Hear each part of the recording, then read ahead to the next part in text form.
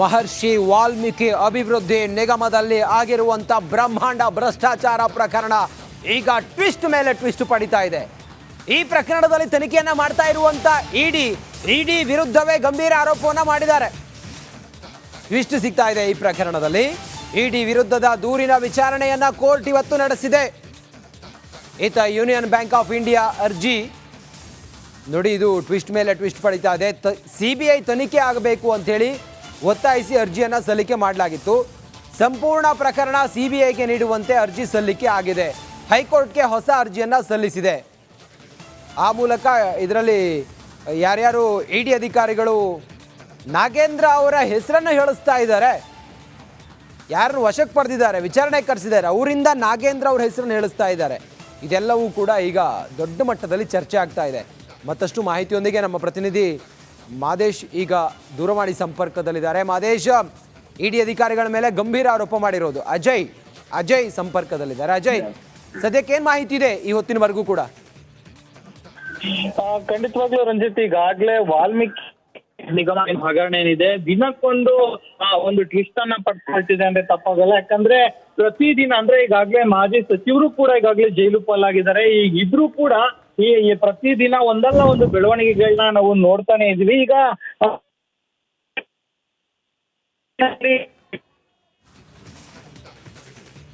ಬಹುಶಃ ಸಂಪರ್ಕ ಸಾಧ್ಯ ಆಗಿಲ್ಲ, ನೆಟ್ವರ್ಕ್ ಎರರ್ ಆಗಿದೆ. ಥ್ಯಾಂಕ್ ಯು ಅಜಯ್, ಮತ್ತೆ ನಿಮ್ಮನ್ನ ಸಂಪರ್ಕ ಮಾಡ್ತೀವಿ. ವಾಲ್ಮೀಕಿ ಅಭಿವೃದ್ಧಿ ನಿಗಮದಲ್ಲಿ ಆಗಿರುವಂಥ ಬ್ರಹ್ಮಾಂಡ ಭ್ರಷ್ಟಾಚಾರದ ತನಿಖೆಯನ್ನು ಮಾಡ್ತಾ ಇರುವಂಥ ಇಡಿ ವಿರುದ್ಧವೇ ಗಂಭೀರ ಆರೋಪವನ್ನು ಮಾಡಿದ್ದಾರೆ. ಈ ಆರೋಪದಲ್ಲಿ ಇಡಿ ಅಧಿಕಾರಿಗಳು ನಾಗೇಂದ್ರ ಅವರ ಹೆಸರನ್ನು ಹೇಳಿಸ್ತಾ ಇದ್ದಾರೆ, ವಿಚಾರಣೆಗೆ ಕರೆಸಿ ಅನ್ನೋದು. ಇದು ಸಿಬಿಐ ತನಿಖೆ ಆಗಬೇಕು ಅಂತೇಳಿ ಒತ್ತಾಯಿಸಿ ಅರ್ಜಿಯನ್ನು ಸಲ್ಲಿಕೆ ಮಾಡಲಾಗಿತ್ತು. ಸಂಪೂರ್ಣ ಪ್ರಕರಣ ಸಿಬಿಐಗೆ ನೀಡಬೇಕು ಅಂತೇಳಿ ಅರ್ಜಿಯನ್ನು ಸಲ್ಲಿಕೆ ಮಾಡಲಾಗಿತ್ತು. ಯೂನಿಯನ್ ಬ್ಯಾಂಕ್ ಆಫ್ ಇಂಡಿಯಾ ಅರ್ಜಿಯನ್ನು ಸಲ್ಲಿಸಿತ್ತು. ಹೈಕೋರ್ಟ್ಗೆ ಹೊಸ ಅರ್ಜಿ ಸಲ್ಲಿಸಿದ ಬ್ಯಾಂಕ್ ಸರ್ಕಾರಕ್ಕೆ ನೋಟಿಸ್ ನೀಡಿ ವಿಚಾರಣೆಯನ್ನು ಮುಂದೂಡಿಕೆ ಮಾಡಿ ಕೋರ್ಟ್ ಆದೇಶ ಹೊರಡಿಸಿದೆ. ಪ್ರಕರಣವನ್ನು ಆಗಸ್ಟ್ 7ಕ್ಕೆ ಹೈಕೋರ್ಟ್ ಮುಂದೂಡಿಕೆ ಮಾಡಿದೆ. ಆ ಮೂಲಕ ಮಹರ್ಷಿ ವಾಲ್ಮೀಕಿ ಅಭಿವೃದ್ಧಿ ನಿಗಮದಲ್ಲಿ ಆಗಿರುವಂಥ ಬ್ರಹ್ಮಾಂಡ ಭ್ರಷ್ಟಾಚಾರ ಪ್ರಕರಣ ಈಗ ಟ್ವಿಸ್ಟ್ ಮೇಲೆ ಟ್ವಿಸ್ಟ್ ಪಡಿತಾ ಇದೆ. ಈ ಪ್ರಕರಣದಲ್ಲಿ ತನಿಖೆಯನ್ನ ಮಾಡ್ತಾ ಇರುವಂಥ ಇಡಿ ವಿರುದ್ಧವೇ ಗಂಭೀರ ಆರೋಪವನ್ನ ಮಾಡಿದ್ದಾರೆ. ಟ್ವಿಸ್ಟ್ ಸಿಗ್ತಾ ಇದೆ. ಈ ಪ್ರಕರಣದಲ್ಲಿ ಇಡಿ ವಿರುದ್ಧದ ದೂರಿನ ವಿಚಾರಣೆಯನ್ನ ಕೋರ್ಟ್ ಇವತ್ತು ನಡೆಸಿದೆ. ಈತ ಯೂನಿಯನ್ ಬ್ಯಾಂಕ್ ಆಫ್ ಇಂಡಿಯಾ ಅರ್ಜಿ ನೋಡಿ, ಇದು ಟ್ವಿಸ್ಟ್ ಮೇಲೆ ಟ್ವಿಸ್ಟ್ ಪಡಿತಾ ಇದೆ. ಸಿಬಿಐ ತನಿಖೆ ಆಗಬೇಕು ಅಂತೇಳಿ ಒತ್ತಾಯಿಸಿ ಅರ್ಜಿಯನ್ನ ಸಲ್ಲಿಕೆ ಮಾಡಲಾಗಿತ್ತು. ಸಂಪೂರ್ಣ ಪ್ರಕರಣ ಸಿಬಿಐಗೆ ನೀಡುವಂತೆ ಅರ್ಜಿ ಸಲ್ಲಿಕೆ ಆಗಿದೆ.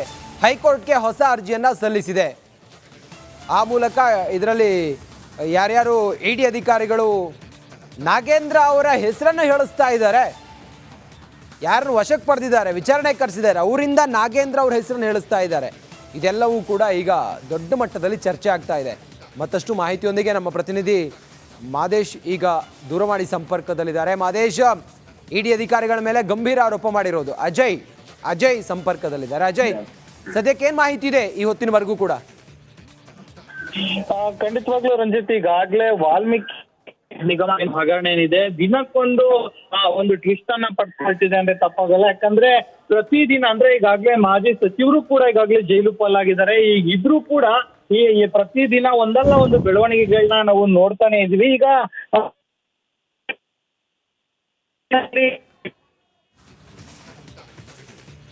ಬಹುಶಃ ಸಂಪರ್ಕ ಸಾಧ್ಯ ಆಗಿಲ್ಲ, ನೆಟ್ವರ್ಕ್ ಎರರ್ ಆಗಿದೆ. ಥ್ಯಾಂಕ್ ಯು ಅಜಯ್, ಮತ್ತೆ ನಿಮ್ಮನ್ನ ಸಂಪರ್ಕ ಮಾಡ್ತೀವಿ.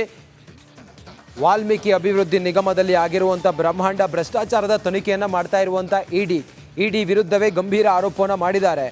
ಈ ಆರೋಪದಲ್ಲಿ ಇಡಿ ಅಧಿಕಾರಿಗಳು ನಾಗೇಂದ್ರ ಅವರ ಹೆಸರನ್ನು ಹೇಳಿಸ್ತಾ ಇದ್ದಾರೆ, ವಿಚಾರಣೆಗೆ ಕರೆಸಿ ಅನ್ನೋದು.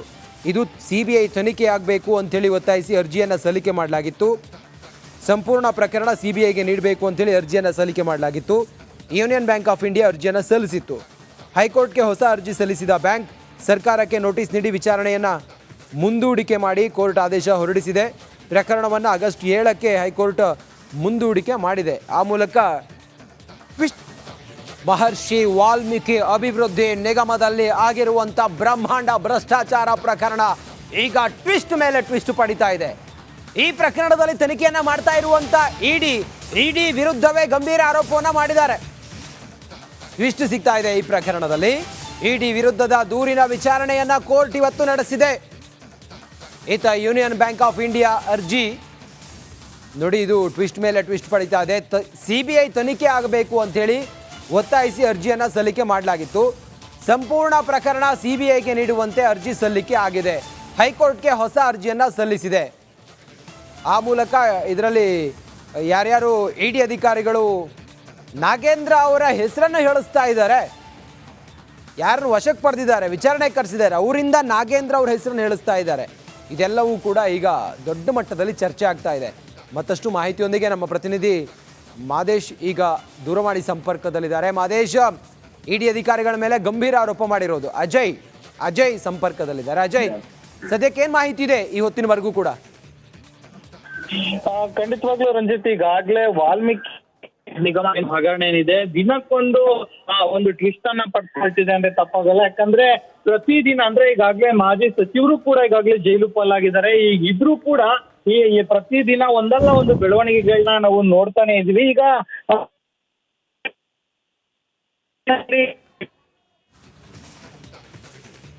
ಬಹುಶಃ ಸಂಪರ್ಕ ಸಾಧ್ಯ ಆಗಿಲ್ಲ, ನೆಟ್ವರ್ಕ್ ಎರರ್ ಆಗಿದೆ. ಥ್ಯಾಂಕ್ ಯು ಅಜಯ್, ಮತ್ತೆ ನಿಮ್ಮನ್ನ ಸಂಪರ್ಕ ಮಾಡ್ತೀವಿ. ವಾಲ್ಮೀಕಿ ಅಭಿವೃದ್ಧಿ ನಿಗಮದಲ್ಲಿ ಆಗಿರುವಂಥ ಬ್ರಹ್ಮಾಂಡ ಭ್ರಷ್ಟಾಚಾರದ ತನಿಖೆಯನ್ನು ಮಾಡ್ತಾ ಇರುವಂಥ ಇಡಿ ವಿರುದ್ಧವೇ ಗಂಭೀರ ಆರೋಪವನ್ನು ಮಾಡಿದ್ದಾರೆ. ಈ ಆರೋಪದಲ್ಲಿ ಇಡಿ ಅಧಿಕಾರಿಗಳು ನಾಗೇಂದ್ರ ಅವರ ಹೆಸರನ್ನು ಹೇಳಿಸ್ತಾ ಇದ್ದಾರೆ, ವಿಚಾರಣೆಗೆ ಕರೆಸಿ ಅನ್ನೋದು. ಇದು ಸಿಬಿಐ ತನಿಖೆ ಆಗಬೇಕು ಅಂಥೇಳಿ ಒತ್ತಾಯಿಸಿ ಅರ್ಜಿಯನ್ನು ಸಲ್ಲಿಕೆ ಮಾಡಲಾಗಿತ್ತು. ಸಂಪೂರ್ಣ ಪ್ರಕರಣ ಸಿಬಿಐಗೆ ನೀಡಬೇಕು ಅಂತೇಳಿ ಅರ್ಜಿಯನ್ನು ಸಲ್ಲಿಕೆ ಮಾಡಲಾಗಿತ್ತು. ಯೂನಿಯನ್ ಬ್ಯಾಂಕ್ ಆಫ್ ಇಂಡಿಯಾ ಅರ್ಜಿಯನ್ನು ಸಲ್ಲಿಸಿತ್ತು. ಹೈಕೋರ್ಟ್ಗೆ ಹೊಸ ಅರ್ಜಿ ಸಲ್ಲಿಸಿದ ಬ್ಯಾಂಕ್ ಸರ್ಕಾರಕ್ಕೆ ನೋಟಿಸ್ ನೀಡಿ ವಿಚಾರಣೆಯನ್ನು ಮುಂದೂಡಿಕೆ ಮಾಡಿ ಕೋರ್ಟ್ ಆದೇಶ ಹೊರಡಿಸಿದೆ. ಪ್ರಕರಣವನ್ನು ಆಗಸ್ಟ್ 7ಕ್ಕೆ ಹೈಕೋರ್ಟ್ ಮುಂದೂಡಿಕೆ ಮಾಡಿದೆ. ಆ ಮೂಲಕ ಕೆಐಡಿಬಿ ಭೂ ಸ್ವಾಧೀನವನ್ನು ವಿರೋಧಿಸಿ ದೇವನಹಳ್ಳಿಯಲ್ಲಿ ರೈತರು ಪ್ರತಿಭಟನೆಯನ್ನ ಮಾಡ್ತಾ ಇದ್ರು. ರೈತರನ್ನ ಪೊಲೀಸರು ವಶಕ್ಕೆ ಪಡೆದಿದ್ದಾರೆ. ಕೆಐಎಡಿಬಿ ಭೂ ಸ್ವಾಧೀನ ವಿರೋಧಿಸಿ 842 ದಿನಗಳಿಂದ ರೈತರು ನಿರಂತರ ಹೋರಾಟವನ್ನ ಮಾಡ್ತಾ ಇದ್ರು. ಇವತ್ತು ಮುಖ್ಯಮಂತ್ರಿಗಳ ಮನೆಗೆ ನುಗ್ಗೋದಕ್ಕೆ ಹೊರಟಂತ ದೇವನಹಳ್ಳಿಯ ರೈತರನ್ನ ಪೊಲೀಸರು ವಶಕ್ಕೆ ಪಡೆದುಕೊಂಡು ತಮ್ಮ ಬಸ್ನಲ್ಲಿ ಹತ್ತಿಸ್ಕೊಂಡು ಕರ್ಕೊಂಡು ಹೋಗಿದ್ದಾರೆ. ಸುಮಾರು 842 ದಿನಗಳಿಂದ ನಡೀತಾ ಇದ್ದಂತ ಪ್ರತಿಭಟನೆ ಇದು. ಕೆಲಸವನ್ನ ಮಾಡ್ತಾ ಇದ್ದಾರೆ. ನಾವು ಆ ಭಾಗದಲ್ಲಿ ಕೂಡ ನಾವು ನೋಡಬಹುದು. ಈಗಾಗಲೇ ಸಿಎಂ ಮನೆಗೆ ಮುತ್ತಿಗೆ ಹಾಕ್ಲಿಕ್ಕೆ ಹೋಗ್ತಾ ಇದ್ದಂತ ಒಂದು ವಿಧಾನದ ಬಳಿ ಹೋರಾಟವನ್ನ ಮಾಡ್ತಾ ಇದ್ರು. ಆದ್ರೆ ಇದೀಗ ರೈತರು ಪ್ರತಿಭಟನೆ ಸರ್ಕಾರಕ್ಕೆ ಧಿಕ್ಕಾರ, ರೈತ ವಿರೋಧಿ ಎಂಬಿ ಪಾಟೀಲ್ಗೆ ಧಿಕ್ಕಾರ. ನಿಮ್ಮ ಆಗ್ರಹ ಏನು? ನಿಮ್ಮ ಆಗ್ರಹ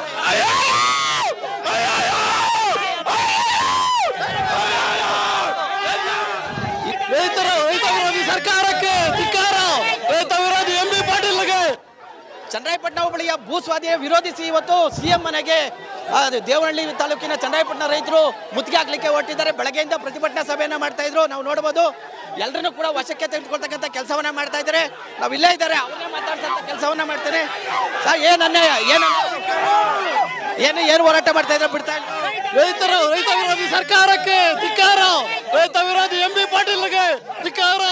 ರೈತ ವಿರೋಧಿ ನಿಮ್ಮ ಆಗ್ರಹ ಏನು? ನಿಮ್ಮ ಆಗ್ರಹ